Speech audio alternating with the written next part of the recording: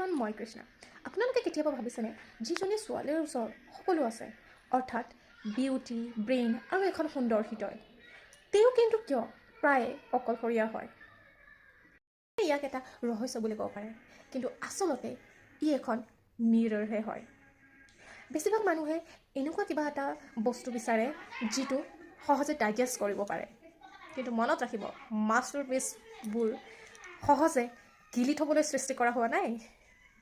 Beauty আৰু brain যথেষ্ট হয় মানুহক আকৰ্ষণ কৰিবলৈ, কিন্তু তাৰ লগতে আপোনাৰ আছে ইম'চনেল ইণ্টেলিজেঞ্চ আৰু এখন কাইণ্ড হাৰ্ট, যিয়ে আচলতে তেওঁলোকক প্ৰত্যাহ্বান জনায়। চাওক, এজনী ধুনীয়া ছোৱালীক সকলোৱে চম্ভালিব পাৰে, কিন্তু খুব কম সংখ্যক মানুহে এনে এজনীৰ সৈতে থাকিব পাৰে যিয়ে তেওঁলোকক ইম'চনেলি আৰু ইণ্টেলেকচুৱেলি অনেষ্ট হ'বলৈ বাধ্য কৰে। সেইকাৰণেই বহুতো পুৰুষে এক ধৰণৰ ইণ্টিমিডেশ্যন অনুভৱ কৰে। এনে এজনী পাৰ্টনাৰৰ লগত থকাত অভ্যস্ত যাক তেওঁলোকে সহজে প্ৰিডিক্ট কৰিব পাৰে বা কণ্ট্ৰল কৰিব পাৰে। আপোনাৰ দৰে এগৰাকীৰ লগত থাকিবলৈ তেওঁলোকে নিজকে বহুত ওপৰলৈ উঠাব লাগিব, ৰাইজ টু মিট, আৰু যাৰ বাবে তেওঁলোক প্ৰস্তুত নহয়।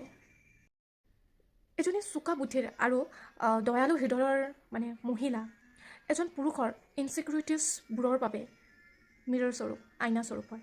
কেতিয়াও ছেল্ফ ৰিফ্লেকশ্যনত যোৱা নাই, কেতিয়াও নিজৰ ওপৰত কাম কৰা নাই, ইনাৰ ৱৰ্ক কৰা নাই, তেতিয়াহ'লে আপোনাৰ ব্যক্তিত্ব তেনে পুৰুষৰ ইগ'ৰ বাবে ভাবুকি হৈ পৰে।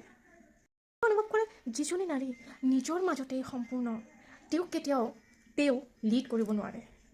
আপোনাৰ দৰে সংগীক সন্মান কৰিবলৈ, আপোনাৰ দৰে ব্যক্তি এজনৰ ব্যক্তিত্বক সন্মান কৰিবলৈ এজন প্ৰকৃত ছিকিউৰ পাৰ্চনৰ প্ৰয়োজন হয়, যিয়ে আপোনাক কেৱল জীয়াই থাকিবলৈ বাছনি নকৰে, তেওঁ আপোনাক ছিলেক্ট কৰিবলৈ চুজ কৰিব এটা ৰিয়েল কানেকশ্যনৰ বাবে, যিয়ে প্ৰকৃত অৰ্থত আপোনাক বিচাৰিব।